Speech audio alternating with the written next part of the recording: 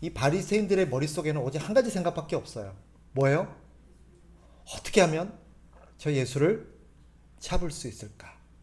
어떻게 하면 저 예수를 올무에 딱 걸리게 해서 저 예수를 처리할 수 있을까? 오직 이 생각밖에 없어요. 그죠? 15절에 보면 어떻게 하면 예수를 말의 올무에 걸리게 할까? 그들이 맨날 모여서 상의하는 게 뭐예요?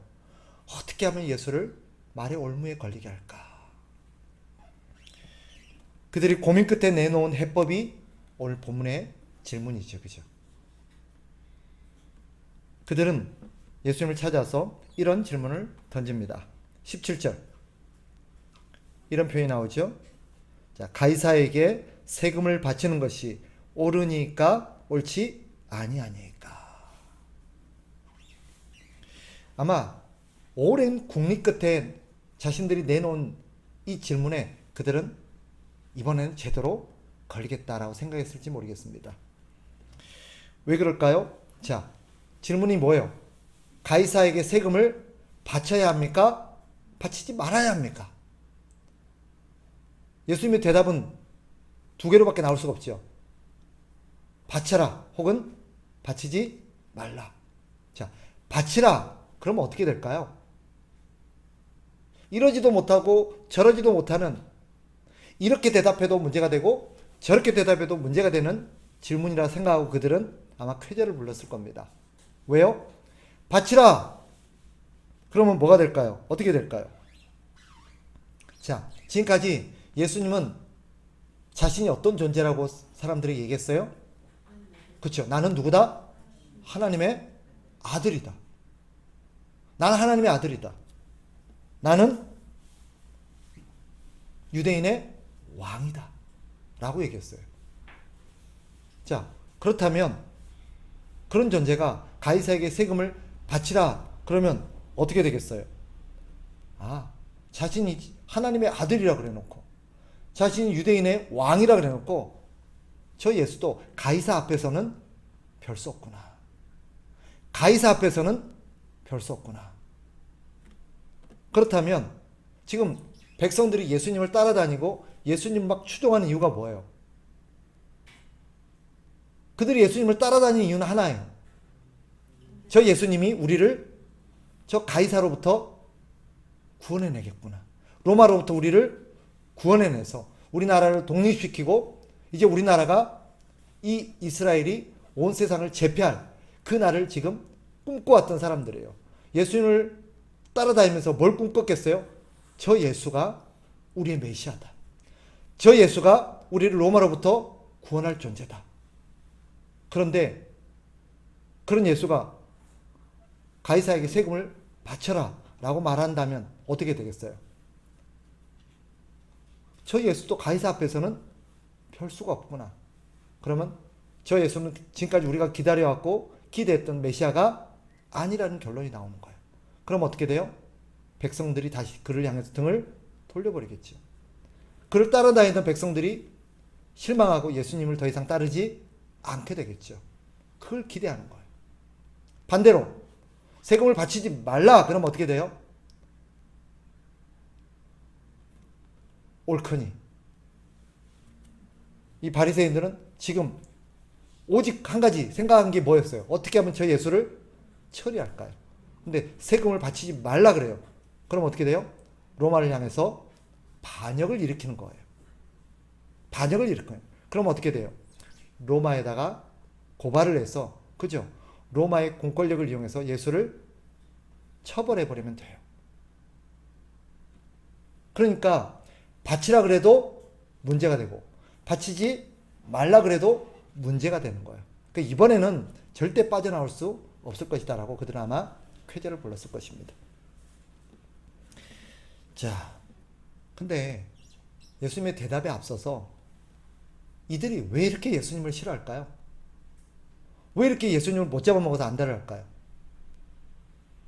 왜 바리새인들은 예수님을 이토록 미워하면서 예수님을 처리하려고 할까요? 앞서 제가 대답했던 것에서 우리가 그죠? 우리 답을 찾을 수 있어요. 지금 이들이 예수님을 미워하고 예수님을 처리하려는 이유가 뭐예요? 지금 백성들이 전부 다 누구를 따르고 있어요? 예수님을 따르고 있거든요. 그럼 예수님이 이 땅에 오시기 전에는 이 백성들이 누구를 따랐을까요? 자신들을 따랐어요. 바리새인들을 따르고 바리새인들을 존경하고 바리새인들을 스승으로 삼아서 바리새인들에게 배웠어요. 예수님이 오기까지는 이들이 제일 존경했던 인물이 누굴까요? 바리새인들이에요. 예수님이 오기까지는 전부 다 바리새인들을 랍비요, 스승이라 생각하고 바리새인들을 제일 존경하고 따랐어요. 그런데 예수님이 오는 순간 어떻게 돼요? 바리새인들, 자기들을 따르는 백성들의 관심이 예수님께로 가는 거예요. 자기들을 존경하던 사람들이 예수님을 존경해요. 자기들에게 배우던 사람들이 예수님께 배워요. 그러니까 자기들의 모든 인기들이 시들시들해져 가고 자기를 존경하고 추종하는 자기들 향한 명예가 사라져가고 당연히 그로 인한 자기들의 이익들이 사라져가는 거예요. 한마디로 말하면 예수는 그들에게 어떤 존재일까요? 좀 속된 표현을 빌리면 자신들의 밥그릇을 위협하는 존재예요. 그렇다면 생각해 봅시다. 이들에게, 이 바리새인들에게 백성들은 어떤 존재였을까요? 섬기면서 돌봐야 될 존재가 아니었습니다. 그저 자신들의 배를 채워줄 수단에 불과했던 거죠. 이 사건은 오늘 우리에게 두 가지 질문을 던집니다. 이 사건이 예수님께서 이 사건을 통해서 바리새인들 뿐만 아니라 그 시대에 있는 모든 그리스도인들, 신자들에게 던지는 질문이기도 합니다. 오늘 본문이 우리에게 던지는 두 가지 질문은 뭡니까? 너희는 무엇을 위해서 사느냐 하는 거예요. 너희는 무엇을 위해서 사느냐? 또 너희에게 이웃은 어떤 존재냐? 라는 질문입니다.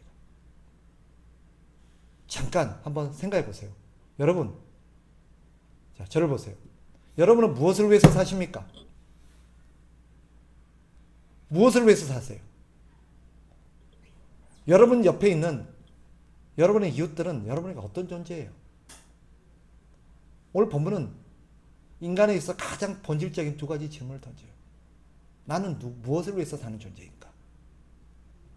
내 주변에 있는 이웃들은 도대체 어떤 존재인가? 나에게 있어서 어떤 존재인가? 사실 오늘 본문이 바리새인들을 통해서 오늘 그 시대에 살아가는 모든 사람들의 민낯을 적나라하게 드러내는 것처럼 오늘 우리 시대에 우리 그리스도인들의 민낯을 드러내고 있는 것이 아닌가 하는 생각이 들어요. 여러분들이 인정할지 인정하지 않을지는 잘 모르겠어요. 여기 있는 분들은 그러지 않기를 바라고 또 그런 분이 아닐 거라고 저는 생각을 합니다. 아니길 바라요. 주님께서 이 바리새인들을 통해서 그 시대 사람들의 민낯을 보여주는 것처럼 우리 시대의 민낯을 보여주는 그 메시지는 뭐예요? 사람들이 전부 다 뭘 위해 살고 있다는 거예요? 자기 밥그릇을 위해 살고 있다는 거예요. 밥그릇을.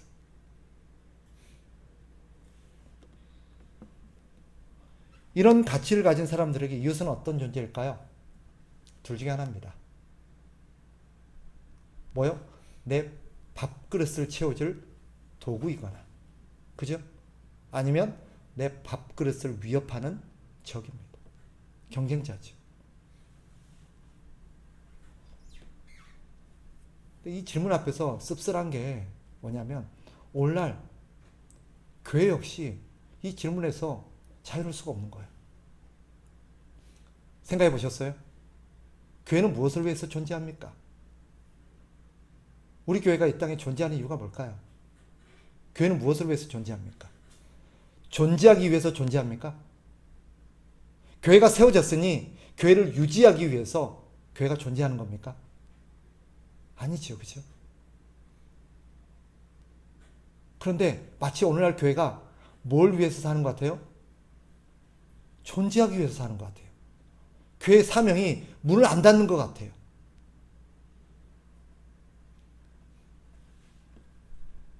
제가 참 이 질문에서 자유로울 수 없고 참 마음이 불편한 게 뭐냐면, 목사님들과 만나서, 우리 교계 노예 목사님들과 만나서 목사님들이 갖고 있는 고민 중에 하나가 뭐냐, 오늘날 제가 지난번에 말씀드렸죠. 교회가 많이 문을 닫고 있어요. 교회가 문을 닫고 있어요. 지난번 노예도 교회 하나가 사라졌습니다. 우리 노예 교회 하나가 사라졌어요. 그 전 노예도, 그러니까 1년에 뭐 노예 때마다 교회가 하나씩 사라지고 있어요. 우리 노예, 울산에.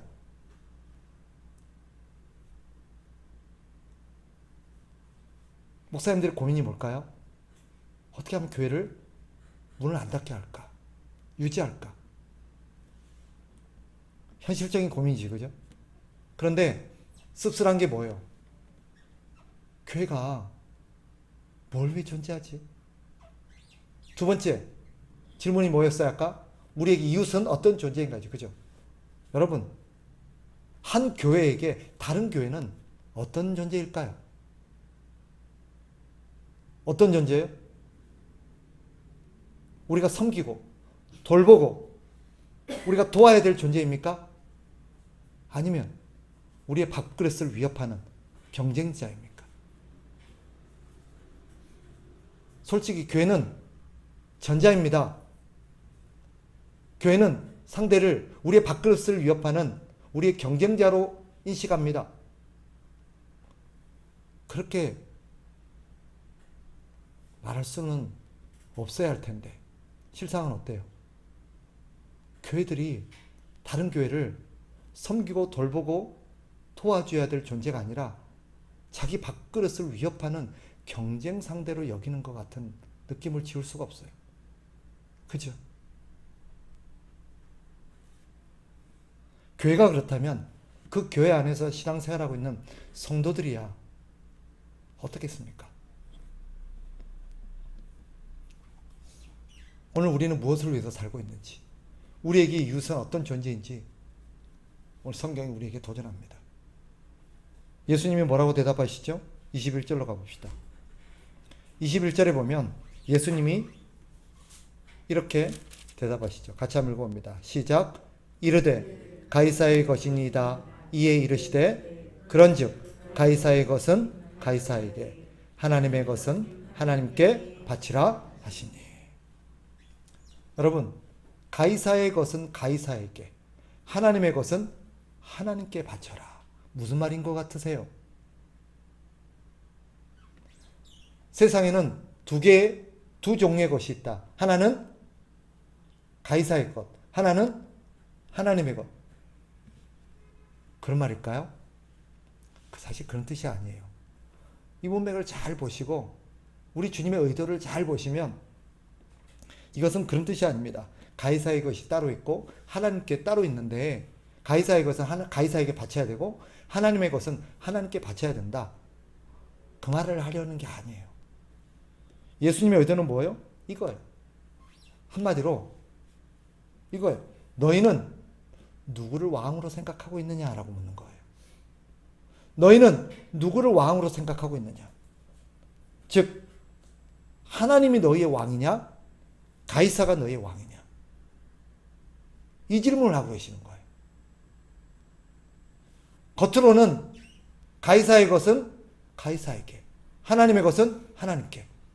이 말은 뭐예요? 너희들 중에 가이사의 것은 가이사에게 바쳐라. 하나님의 것은 하나님께 바쳐라. 그 질문 안에 담겨있는 심층적인 의미는, 우리 주님의 의미는 너희는 누구를 왕으로 생각하느냐? 가이사를 왕이라고 생각하고 이 모든 것이 가이사의 것이라고 믿는 사람들은 누구에게 바치겠어요? 가이사에게 바칠 거예요.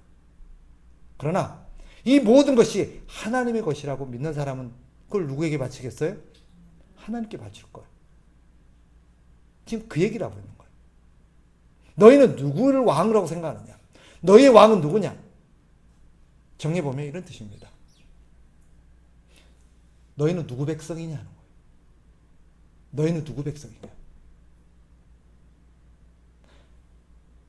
이것은 가이사의 것입니다. 가이사가 왕입니다 라는 사람은 누구 백성이겠어요? 가이사의 백성이에요. 그러나 이 모든 것은 하나님의 것입니다 라고 고백하는 사람들은 누구 백성이겠어요? 하나님의 백성. 즉 예수님은 너희 중에 누가 진짜 하나님의 백성이냐, 하나님을 왕이라고 생각하는 사람이 누구냐라고 묻고 있는 것과 똑같아요. 오늘 본문은 결론적으로 이렇게 말하고 있습니다. 누가 참된 하나님의 백성인가? 누가 참된 하나님의 백성인가? 바리새인과 그 당시 있었던 사람들을 넘어서서 이 글을 읽고 있고 하나님의 백성이라고 자칭하고 있는 모든 사람들에게 예수님이 질문합니다. 너희 왕은 누구냐? 너희는 누구를 왕이라고 생각하느냐? 이걸 오늘의 질문으로, 오늘의 표현으로 바꿔볼까요? 너희는 어느 나라 백성이냐? 너희는 어느 나라 백성이냐? 너희의 조국은 어디냐? 물어봅시다. 여러분, 어느 나라 백성이세요? 조민 형제, 본인의 조국은 어디입니까?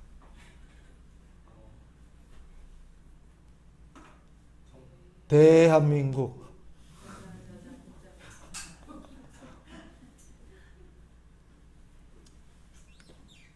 자, 오늘날 이거는 가장 중요한 그리스도인의 정체성에 대한 질문이에요. 너희는 어느 나라 백성이냐? 자, 내가 자신이 나는 대한민국의 백성입니다 라고 믿는 사람은 어느 법을 따라 살까요? 대한민국의 법을 따라 살 거예요. 그죠? 그러나 비록 내가 지금 이 대한민국이라는 땅에 발을 딛고 있지만 내 소속은 어디요? 하나님 나라요. 내가 섬기는 분은 하나님이시오라고 믿는 사람은 어느 법을 따라 살까요? 그죠? 비록 대한민국의 땅에 있지만 내 조국은 미국입니다. 나는 미국의 백성입니다 라는 사람은 어느 나라 법을 따라 살까요? 미국의 법을 따라 살 거예요. 물어봅시다. 그 미국이 자신의 조국이요? 나는 미국 사람이라고 생각하는 사람이 미국의 법과 대한민국의 법이 충돌할 때 자기는 누구의 법을 따를까요? 지금 그 얘기를 하고 있는 거예요. 여러분은 어느 나라 백성입니까?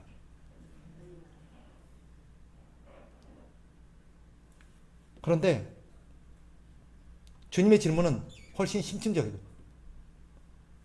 너희는 누구의 법을 따르고 있냐라고 묻고 있는 거예요.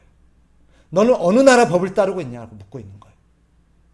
말은 어떻게 했어요? 우리는 하나님 나라 백성입니다 라고 말해요. 그죠? 여기 모여있는 바리새인도 그렇고 그 당시 살아가고 있던 모든 사람들이 자신이 누구 나라 백성이라고 생각했을까요? 하나님 나라 백성이라는 믿음으로 살았어요. 근데 실상에 어느 나라의 법을 따르고 있어요? 로마의 법을 따르고 있어요. 그걸 묻고 있는 거예요. 여러분은 하나님 나라 백성이라고 말한다면 어느 나라 법을 따라 살고 있냐는 거예요. 하나님 나라 백성이라면 어느 나라 법을 따라야 돼요? 하나님 나라의 법을 따라야 돼요. 맞아요, 안 맞아요? 그게 진짜 하나님 백성이잖아요. 하나님 나라의 법이 뭐예요? 말씀이에요. 성경이에요. 자신이 하나님의 나라 백성이라고 믿는 사람은 말씀의 법을 따를 거예요. 만일 이 말씀의 법과 하나님 나라의 법과 대한민국의 법이 충돌한다면 어느 법을 따라야 합니까? 과연 그러냐는 거예요. 과연 그러냐는 거예요. 물론 하나님 나라 백성은 대한민국 법을 우습게 여기고 무시해도 된다는 뜻이 아니에요. 우리는 사명을 가지고 이 대한민국이라는 나라에서 살아가고 있습니다. 이 대한민국을 섬기도록 보냈습니다. 그죠? 우리는 죽을 때까지 하나님께서 우리에게 섬기라고 맡기신 이 대한민국 나라를 위해서 우리는 죽을 때까지 섬겨야 할 겁니다. 이 사실은 불변합니다. 그러나 대한민국 섬기라고 해서 우리는 대한민국의 법을 따라 살아가는 존재는 아닙니다. 대한민국의 법을 존중하고 그 법을 우리가 준수하며 살아야 되지만 그보다 더 높고 더 본질적인 하나님 나라의 법을 우리는 따라 사는 사람이라는 것을 항상 인식하며 살아야 돼요. 그런데 오늘 그러냐는 거예요. 오늘 그러냐는 거예요.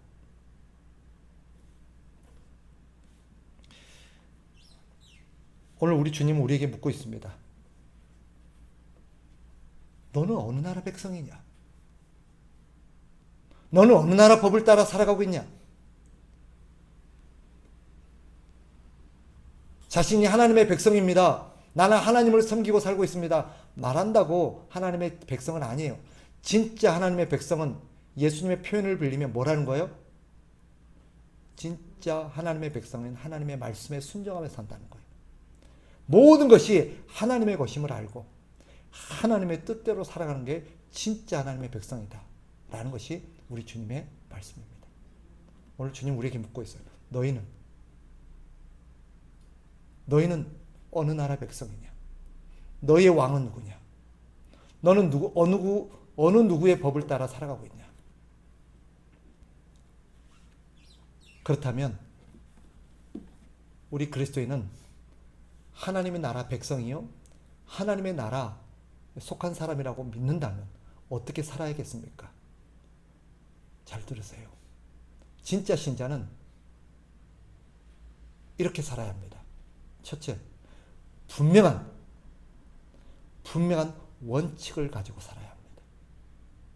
분명한 원칙을 가지고 살아야 돼요. 나는 어떤 원칙이요? 나는 이 대한민국이라는 땅을 섬기도록 보냄을 받았지만 내 본향, 내 나라는 어디다?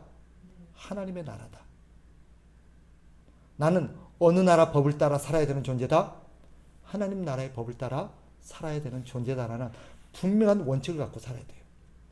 이 대한민국을 섬기고 대한민국을 존중하며 대한민국을 위해서 우리는 헌신해야 되지만 하나님 나라의 법을 따라 살아야 돼요. 세상이 우리에게 요구해요. 이거 해라.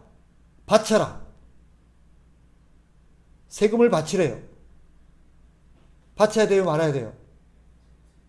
바쳐야 돼요. 왜요?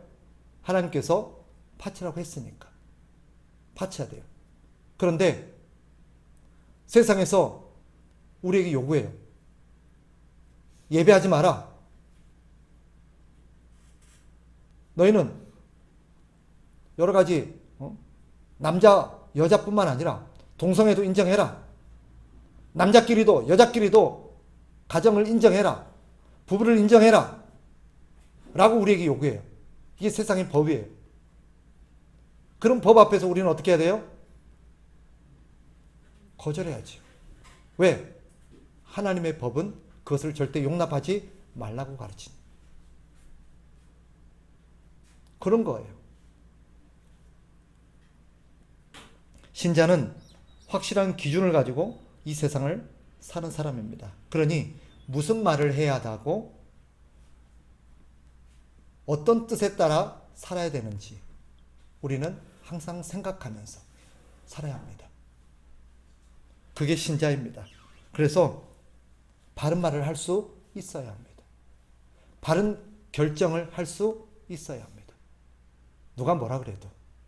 그로 인해서 나에게 어떤 피해가 주어지고 내가 쫓겨나는 한이 있더라도 우리는 하나님 나라 편에 서서 하나님의 말씀을 따라 이 세상을 살아야 합니다. 그게 신자입니다. 두 번째, 나머지 모든 문제는 하나님께 맡기며 살아야 합니다. 왜? 하나님 우리를 이 땅으로 보내신 분이 누구예요? 하나님이세요. 그리고 우리에게 하나님의 나라 백성으로서 하나님의 말씀을 따라 살으라고 우리에게 명령하신 분도 하나님이십니다. 그러면 그렇게 살아감에 있어서 우리에게 필요한 모든 것과 그로 인해서 겪게 되는 모든 문제와 그 외에 당면하는 모든 것들은 누가 책임져요? 하나님이 책임지십니다. 하나님이 책임지세요. 그걸 믿고 살아야 돼요. 그래서 우리가 아는 것처럼 우리가 앞에서 공부했잖아요. 마태복음 6장 33절 뭐라 가르쳐요?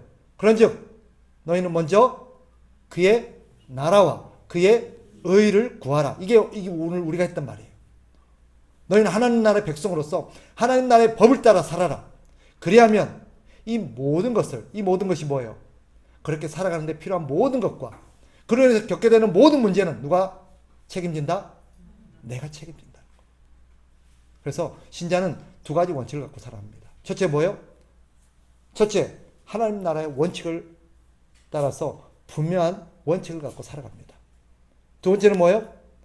그 외의 모든 문제는 하나님께 맡기며 살아갑니다.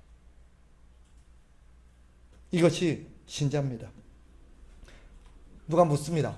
하나님의 백성은 이 땅을 어떻게 삽니까? 라고 묻는다면 오늘 성경은 아주 간결하면서도 분명히 대답합니다. 하나님 나라의 백성은 하나님의 법대로 살아갑니다. 그래서 그 법대로 살다가 어려움을 겪으면요, 나머지는 하나님께 맡깁니다. 이것이 신자의 단순한 존재 방식입니다. 우리는 그렇게 사는 존재들입니다.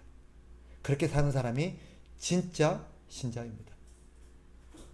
여기 계신 우리 사랑하는 참된교회 가족들은 진짜 하나님 나라의 백성으로서 하나님의 법대로 살아가는 그런 하나님의 사람들이시기를 주의 이름으로 축복합니다.